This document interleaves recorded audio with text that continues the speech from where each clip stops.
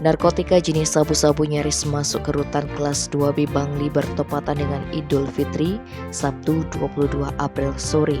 Berkat ketelitian petugas, barang itu berhasil ditemukan sebelum sampai kepada warga binaan pemasyarakatan. Kepala Rutan kelas 2B Bangli Iwayan Agus Miarde mengatakan, barang tersebut dibawa oleh kurir ojek online. Dalam rangka Idul Fitri, Rutan Bangli memang membuka layanan kunjungan dan penitipan barang. Nah, pada detik-detik terakhir kunjungan datang seorang kurir ojek online membawa paket yang ditujukan kepada warga binaan berinisial J. Seperti biasa, semua barang yang masuk diperiksa oleh petugas. Sepintas barang itu tampak biasa. Namun setelah diperiksa lebih detail, ternyata dalam lipatan sarung terdapat bungkusan serbuk bening yang diduga sabu-sabu. Temuan tersebut langsung dilaporkan ke Polres Bangli. Warga binaan yang tercantum sebagai penerima, lanjut Agus Miarde, sudah dimintai keterangan.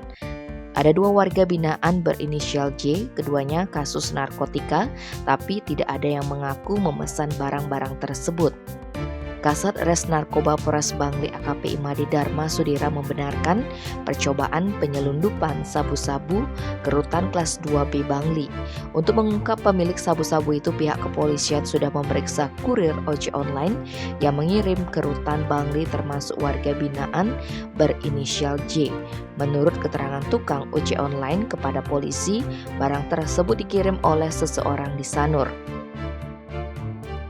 Tim Bali Express melaporkan.